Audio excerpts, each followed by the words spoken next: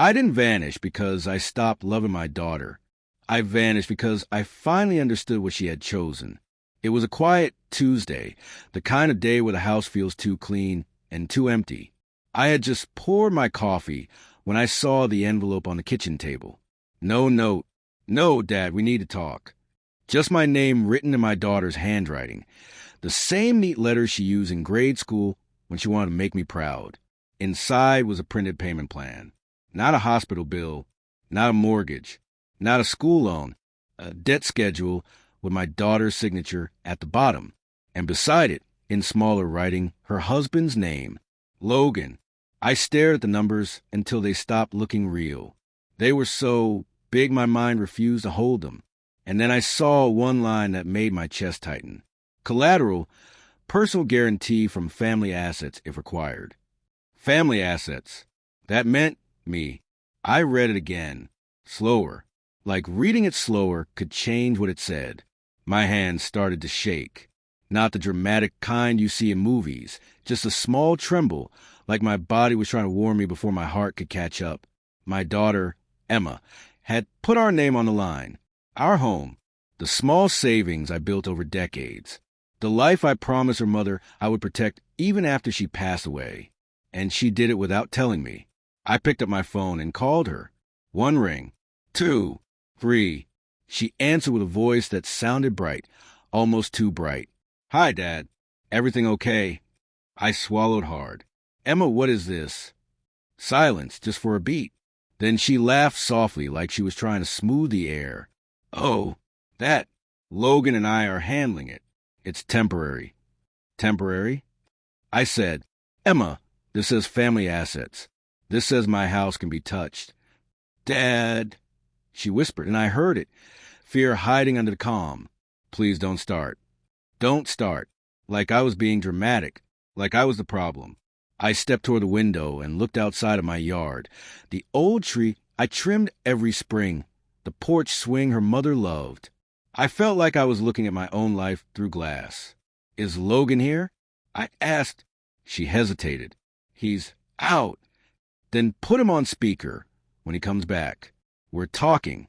Tonight. Dad, she said again, sharper now, you don't understand. If we don't pay this, everything falls apart. What falls apart? I asked, your marriage, his pride, or your future? Her voice cracked. Our life. And right then, I realized what she meant by our. It didn't include me. I hung up before my voice could break. I sat at that kitchen table for a long time, staring at the envelope like it was a goodbye letter. And, in a way, it was because I knew what came next. A knock at my door. A polite stranger. A legal paper. A cold sentence. You owe us now. And if I stayed, I'd become the safety net they kept using, the man they leaned on while they called him controlling for asking questions. So I made a decision that felt impossible. I would disappear without a word. Not to punish her, to protect what was left of me, and to make them face the truth without my money standing in the way. Because if my daughter chose her husband's debt over me, then she would have to live with what that choice really cost. Emma wasn't always like this. That's the part people don't understand. When she was young, she'd run to the door when I got home from work. She'd tug my sleeve and tell me everything, every teacher, every friend, every small worry. She trusted me like I was the ground under her feet. Then she grew up. She got smart, independent, strong. And I was proud. After her mom passed, it was just the two of us for a while. Those years were hard, but we were close. We ate dinner together. We watched old movies. I fixed things around the house. And she made fun of me for being stubborn. Then Logan arrived like a storm you don't see coming. He looked good on paper. Clean smile. Firm handshake, big plans. He knew how to talk, like every word was confident and smooth. He called me sir and Mr. Hale like he respected me. But respect is easy when you're still trying to get what you want. At first, he was charming. He'd bring Emma flowers. He'd offer to help me carry groceries. He'd ask about my work, my opinions. Then little by little, he started doing something strange. He made Emma feel guilty for loving me.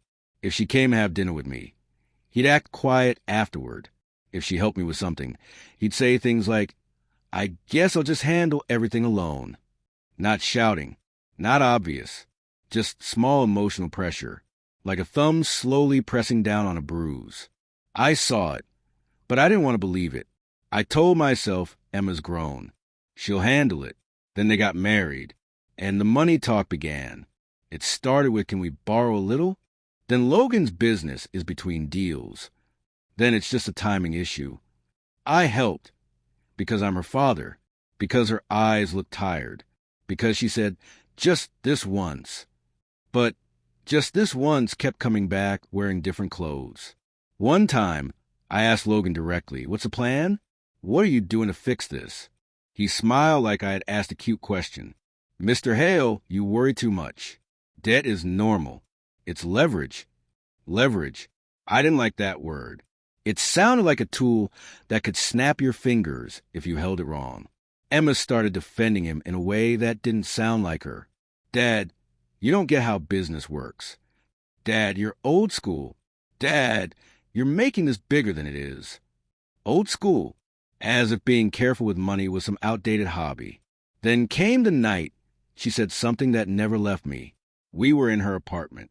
I had noticed she was quieter than usual. Logan was in the next room, talking loudly on the phone, laughing. I asked Emma, "Is everything okay?" She looked down and whispered, "I just need you to trust me." "I do trust you," I said. "That's why I'm worried." Her eyes filled and she said, "If you don't help, Logan will think I'm married into weakness." I felt like the air got sucked out of the room. She wasn't talking about love. She was talking about proving something. That's when I realized Logan wasn't just in her life. He was in her mind. And I was no longer her father in her eyes. I was a test, a resource, a backup plan. So when I found that envelope on my table, it wasn't a surprise. It was a final step. They weren't asking anymore. They were already using me. And that's when the idea of disappearing stopped feeling dramatic and started feeling necessary. That evening, I drove to Emma's place. Not angry, not shouting. I was calm in the way you get when you've already accepted that something is broken. Calm like a man holding a cracked glass. Try not to spill the last drop. Emma opened the door and forced a smile. "Dad." I stepped inside. The apartment looked nice, but the air felt heavy, like something was always about to happen. Logan came out of the kitchen, holding a drink like he owned the room. "Mr. Hale," he said. "What's the occasion?" I held up the envelope. "This." His smile didn't move. That told me everything. He wasn't surprised. He was prepared. Emma stood behind him, arms folded tight like she was hugging herself. "Dad, please," she murmured. "Just talk normally." "Normally?" I said, "You signed something that puts my home at risk. That's not normal."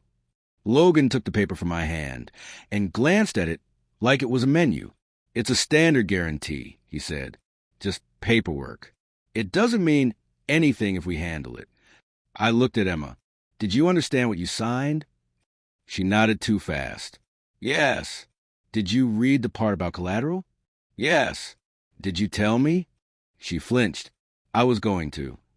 Logan stepped closer, his voice smooth but sharp underneath. "Emma didn't tell you because you do exactly this. Panic, lecture, make her feel like a child." I turned to him. "Don't talk for her." He raised his eyebrows like I was being unreasonable. "I'm her husband," he said. "We're a unit, a unit." I took a slow breath. "Logan, how much is the total debt?" "Not this monthly schedule. The full amount." Logan's smile returned. "Why?" "So you can get a heart attack over it." "Answer me." Emma whispered. "Dad, stop." "Answer."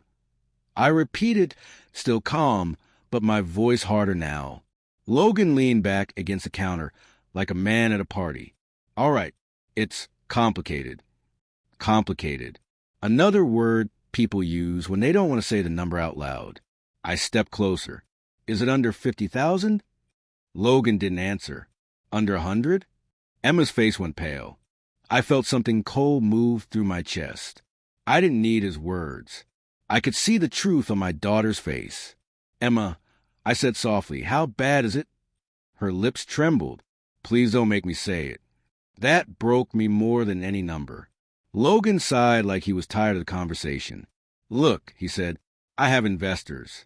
I have deals coming. But timing matters. Your daughter believes in me. She's loyal. That's rare." He looked at Emma like she was a trophy. Then he looked at me and added, "You should be proud you raised someone who doesn't quit on her family." That's when I understood his trick. He had turned loyalty into a cage. He had taught Emma that saving him was the same as loving him. I said quietly, "You're not asking for help. You're asking for control." Logan laughed. "Control? Come on. You're the one showing up with papers and demands." Emma stepped between us, eyes wet. "Dad, please. We just need time." I nodded slowly. Time. That's what you always need. Then I asked a question that made the room go silent. "What happens if you don't pay? Who is coming to collect?" Logan's eyes flickered. Just a flicker. But I caught it. Emma whispered, "No one is coming." I looked at her. "That's not true." Logan's smile tightened. "You watch too many crime shows, Mr. Hale." But his hands were gripping the cup too hard. I turned toward the door, then paused and said the last thing I want to say. "I'm not signing anything. I'm not risking my home. If you made promises you can't keep, you fix it." Emma's voice rose. "So you're just going to let us drown?" I froze. That sentence from my daughter. I turned back. "I'm not letting you drown. I'm refusing to jump into a hole you won't stop digging." She shook her head, tears falling now. "Logan is my husband. He comes first." There it was. Not, "We'll figure this out." Not, "I'm sorry." Just a final choice. So I nodded once, like a man accepting a verdict. "Okay," I said, "then you'll learn what comes with that." I left without another word. And that night, I started planning my disappearance. I didn't vanish in a dramatic way. No shouting. No slamming doors. No long letter full of blame. I vanished the way a light goes out when nobody notices the room is getting darker. The next morning, I woke up before sunrise. I sat on the edge of my bed and listened to the house. It creaked like it always did. Familiar. Safe. The kind of place that held memories in its walls. I walked into the kitchen and made coffee like normal. That part matters, because I wanted my last morning to feel real. Then I started doing small, quiet things. I moved important papers into a folder. I canceled a few automatic payments. I packed a bag with clothes, toiletries, and the old watch my wife gave me. I didn't take much. Not because I was trying to be noble, but because I didn't want to feel like I was running. I was stepping back. Before leaving, I wrote one note. Just one line. "I love you, but I won't be your safety net anymore." No name. No explanation. No address. I left it in the drawer where Emma used to hide her report cards when she was afraid of disappointing me. A place she would check if she came looking. Then I went to my small office downtown and met with someone I trusted, an attorney I knew through work, a calm older woman named Marissa who didn't get emotional, just focused. She listened, asked questions, and didn't judge. "Do you believe they forged anything?" she asked. "I don't know," I said, "but I believe they're willing to risk my life to save his pride." She nodded slowly. "Then you need distance and protection." We did 3 things that day. 1, we locked down my assets so no one could accidentally use them. 2, we put alerts on my credit and identity. 3, we prepared a legal response in case anyone tried to attach my home to a debt I didn't agree to. It wasn't revenge yet. It was armor. But here's the part most people don't expect. I also asked Marissa to help me protect Emma. She looked at me. "After what she did?" I answered honestly. "She's my daughter. I don't want her destroyed. I want her awake." That was my line. Not destruction. Awakening. Next, I went somewhere I hadn't been in years. The storage unit where I kept boxes from my old life. My wife's letters. Emma's childhood drawings. Photos. I opened a box and found a picture of Emma at 8 years old, holding a ribbon from a school award. Her smile was huge. Pure. I stared at it until my eyes stung. Then I put the box back and locked the unit. That lock felt like closing a chapter. By afternoon, my phone was buzzing with missed calls. Emma, 3 times. Then Logan. Then Emma again. I didn't answer. I drove out of town and checked into a small motel under my middle name. Not because I was hiding from the law, because I was hiding from pressure, because I knew what was coming. Pleading, anger, guilt. And then, when that didn't work, someone would show up with papers. That first night, I sat on the bed and stared at my phone. A message from Emma popped up. Dad, this is cruel. You can't just disappear. Cool. I almost laughed. Not because it was funny, because it was so backwards.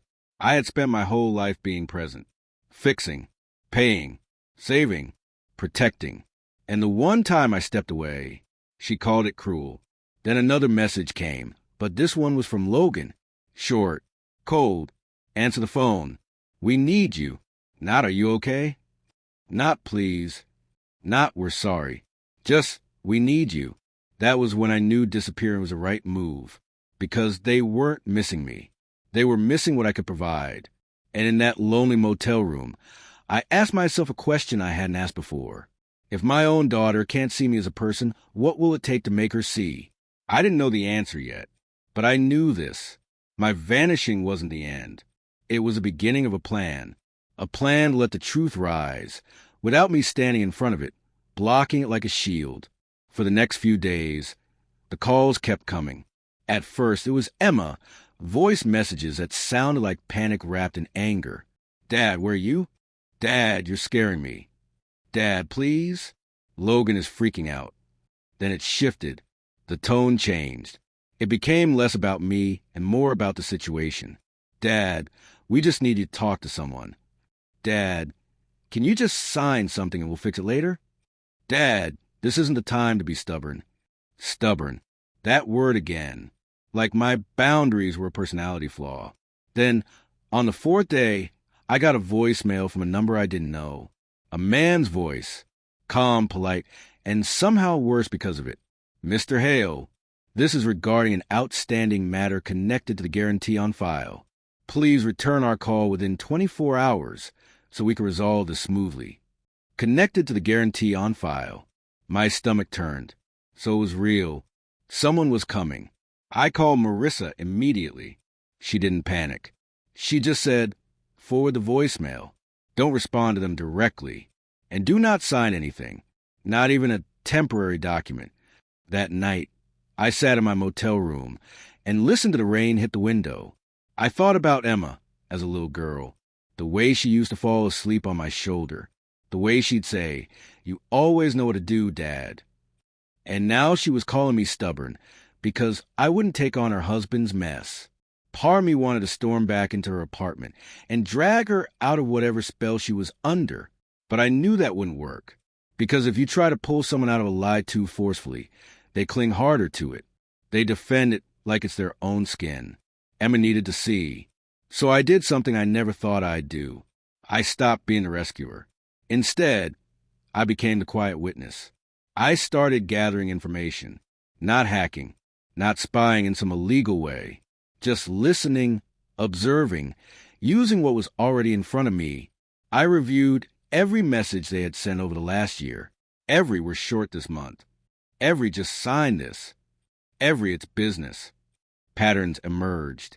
Logan always promised a big deal next month. Next month never came. Logan always made Emma feel like doubt was betrayal. And Emma, sweet, loyal Emma, wore that loyalty like a badge. Then I remembered something Logan once said at a family dinner. I hate banks. They ask too many questions. At the time, everyone laughed. Now I didn't laugh. I asked Marissa a question. If his debt is tied to my name through Emma's guarantee, how does it work? She explained it simply. Some debts look official, but aren't traditional. Some are private agreements. If he used Emma's signature and implied your assets, he may be trying to pressure you into becoming the payer. And if I refuse? I asked, then he has to face whoever he owes, she said. And that's what he's been avoiding. So Logan wasn't just drowning. He was trying to hand me the weight. That was the moment my plan changed from defense to strategy. I wasn't going to scream and fight. I was going to let Logan's own choices corner him. But I would do it in a way that gave Emma a chance to step back before she fell too far. I contacted an old friend, Caleb, who worked in financial compliance. The kind of guy who noticed details and didn't get easily shocked. I told him I needed help understanding something, and I sent him a few documents Emma had once emailed me by mistake. Caleb called me back the next day with a voice that was suddenly serious. "Where did you get this?" he asked. "Why?" I replied. He exhaled. "Because it doesn't look like normal business debt." My heart thudded. "What does it look like?" I asked. He paused. "It looks like someone borrowed money and covered it with paperwork that sounds legit, but the details are wrong. The company names don't line up. The dates don't match. The phone numbers go nowhere." I closed my eyes. "So what is it?" I whispered. Caleb's voice went low. "It looks like a trap, a mess made to scare you into paying." And right then, I knew what my revenge plan had to be. Not pay it, expose it. Cleanly, legally, publicly enough to stop it from following Emma forever. Because if Logan's debt was built on lies, then the only way to break it was to drag it into the light. I didn't want Logan to think I was fighting him. I wanted him to think I was gone. So I stayed silent. But behind that silence, I started moving pieces. Marissa helped me file a simple notice that I did not authorize any guarantee, and that any attempt to attach my assets would be challenged immediately. It wasn't dramatic. It was just facts on paper. Then Caleb did something that changed everything. He looked up the company listed on the payment plan and found it was connected to a chain of shell names. Not illegal by itself, but suspicious. And one of those names had been flagged before in a separate case. "What kind of case?" I asked. Caleb hesitated. Debt pressure. People being pushed to pay obligations that were inflated. Inflated. Like the number was bigger than the truth. I felt rage rise, hot and clean. Logan had brought that into my daughter's life, into my home. But I forced myself to stay calm. Because anger makes you rush. And rushing makes you sloppy. My plan wasn't to ruin Logan out of spite. My plan was to take away the weapon he used. Confusion, fear, and urgency. So we created a simple test. Marissa drafted a letter, not to the debt collector, but to Logan. It said, "I was aware of the guarantee language. I did not consent. I would not pay. Any further attempt to use my name would be treated as misconduct. All communication must go through legal channels." I didn't send it from my phone. I didn't call. I didn't shout. Marissa mailed it. That letter was my first punch. It wasn't even loud. Now here's the real trap. We also asked for verification. Again, legally, properly. Not prove it or else. Just provide documentation, original agreements, and proof of authority. Because scammers and pressure dealers hate one thing: paperwork that can be checked. 2 days later, Logan texted me from a new number. "Stop involving lawyers. You're making this worse." That line made me smile for the first time in weeks. Because innocent people don't fear verification. People who are bluffing do. Then Emma called from an unknown number. I answered, only because I needed to hear her voice. "Dad," she cried immediately. "Where are you?" I swallowed. Hearing her pain almost cracked me. "I'm safe," I said, keeping my voice steady. "Oh my God, why would you do this?" she sobbed. "Logan says you're trying to destroy us." Destroy. There's again. His favorite trick. Make accountability sound like violence. "Emma," I said softly, "I'm not trying to destroy you. I'm trying to stop you from being used." She sniffed. "Used? I'm his wife." "And I'm your father," I said. "But you signed papers I could take my home, and you didn't even tell me." Her voice dropped to a whisper. "He said you'd say no." And he was right. I answered. She grew quiet. Then she said, "He's under pressure. People are calling. They're not nice." My chest tightened. "Who are they?" "I don't know," she admitted. "He won't tell me. He just says it's temporary." I took a deep breath. Emma still didn't know the truth. Not fully. So I gave her a simple instruction. Listen to me, I said. Do not sign anything else. Do not put your name on any new paper. If anyone asks, you say you need time and legal advice. She sounded scared. Dad, I can't go against him. Yes, you can, I said gently. You're just afraid of what happens if you do. Then I said the one sentence I knew would haunt her, in a way that might save her. Emma, if he loved you more than his debt, he wouldn't be putting you between him and the danger. Silence. I could hear her breathing. Then she whispered, He says you're trying to turn me against him. I replied, I'm trying to turn you back toward yourself. Before she could answer, the call ended. Either she hung up or someone walked in. I didn't call back because the trap wasn't finished. The trap was this. If Logan kept pushing, he would have to prove his story. If he couldn't prove it, the pressure would flip onto him. And Emma, standing right beside him, would finally see what I saw. A man who didn't want solutions. A man who wanted pair. And I had removed myself from that role. The explosion didn't happen with shouting. It happened with a document. 1 week after Marissa mailed the verification request, we got a response from the collector. It was thin, vague, full of big words, but missing the key proof. Caleb looked it over and said, This is smoke. Marissa nodded. And smoke disappears when you turn on the lights. So she did the next legal step. She sent a formal dispute and requested the original signed agreement, plus proof that the guarantee was valid. 2 days later, Emma showed up at my house. I wasn't there, but I had a neighbor keeping an eye out. He called me and said, Your daughter is outside. She looks shaken. My stomach twisted. I drove back, parked down the street, and watched.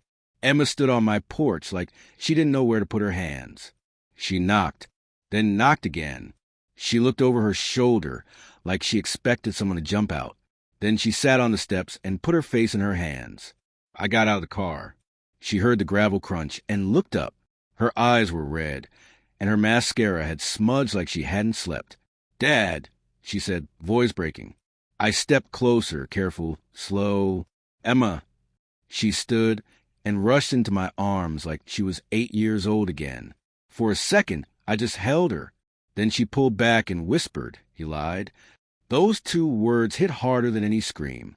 I guided her inside. She looked around the house like she was seeing it for the first time, the place she had risked without asking. We sat at the kitchen table, the same table where I found the envelope. Emma's hands shook as she opened her bag and pulled out her phone. I found emails, she said. He left his laptop open. I wasn't trying to snoop. I needed answers. I didn't interrupt. I let her speak. She swallowed. The debt isn't from a business deal. He borrowed money to cover old money. And then he borrowed again. And he told me it was investment. Her voice cracked. He used my love like a tool. Tears ran down her face. And when you disappeared, she whispered, he got worse. He started saying we needed to force you to do the right thing. Force. That word made my jaw tighten. Emma went on. He said if you didn't pay, you never loved me. And I believed him for a moment. Dad, I actually believed him. She looked at me like she hated herself. I reached across the table and took her hand.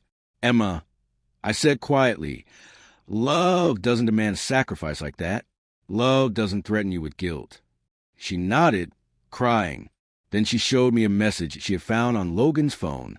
A message to someone named Dane. It said, her dad has a house. Once he signs, we're clear. My throat went dry. Once he signs. Not once we pay. Not once the business recovers. Once I sign. That was the whole plan. Emma's voice turned small. Dad, I brought this on you. I squeezed her hand. You were fooled. That's not the same as being evil. She shook her head. But I chose him over you. That sentence hung in the air like a storm cloud. I didn't respond with anger. I responded with truth. You chose what you thought was love. I said, but real love doesn't ask you to burn your father's life to keep someone warm. She sobbed. Then she whispered, what do I do now? This was the moment where revenge could turn cruel or turn into justice. I looked at her and said, "We do it the right way." We called Marissa. Within an hour, we had a plan. Emma would stop all payments immediately until verification was provided. She would separate her finances. She would move out temporarily to a safe place. We would document everything: emails, messages, statements. And we would report the suspicious collector activity through proper channels. Emma trembled. "Logan will lose it." Marissa's voice came through the speaker, calm and firm. "Let him. Your safety comes first." Emma looked at me like she was terrified of her own life. And then she asked a question that broke my heart. "Dad, are you still my father?" I stood, walked around the table, and hugged her. "I never stopped," I whispered. "I just stopped letting them use me." That night, Logan showed up at my house. He pounded on the door like he owned it. Emma flinched.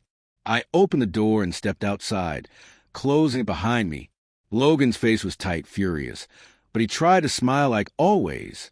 "Mr. Hale," he said, "there you are." I stared at him. "It ends now."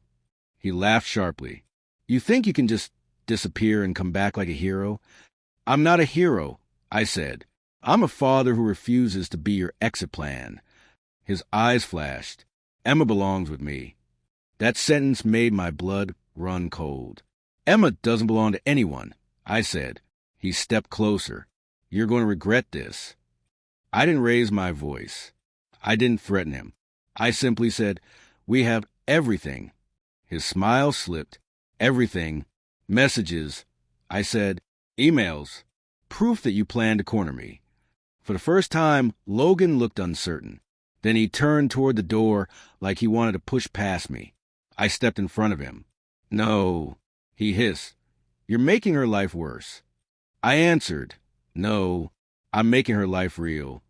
Logan stared at me for a long moment, then took a step back. He didn't apologize. He didn't beg. He walked away like a man realizing his easy target wasn't easy anymore. And in that moment, I felt something I hadn't felt in weeks. Relief, because the truth had finally spoken louder than his charm. Emma stayed with me for a while. Not forever. Not like she was a child again. Just long enough to breathe. The next weeks were a blur of paperwork, meetings, and hard conversations. But for the first time, those conversations weren't full of secrets. They were full of truth. The collector backed off once legal verification was demanded. The threats turned into silence. Silence is what happens when pressure has nowhere to land. Logan tried to contact Emma again and again. Sometimes he sounded sweet. Sometimes he sounded angry. Sometimes he sounded like the victim. Emma didn't respond. That was her first act of real power. She filed what she needed to file, separated what she needed to separate, and started therapy. Because betrayal isn't just a financial thing. It's a mind thing. It rewires your trust.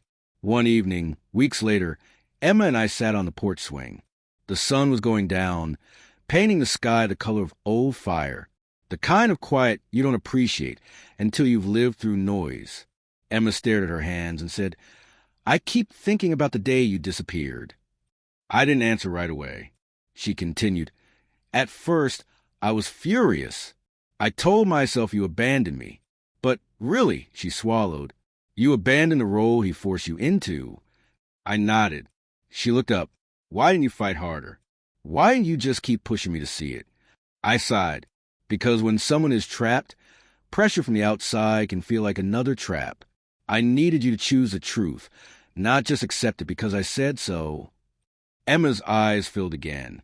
"So you let me fall." I shook my head. "I let you feel the weight. There's a difference." She went quiet, then whispered, "I'm ashamed." I reached over and touched her shoulder. "Shame will keep you stuck. Reflection will set you free." She breathed out like she had been holding air in her lungs for months. Then she asked me something that surprised me. "Did you hate me?" That question hurt. I looked at her and said slowly, "No."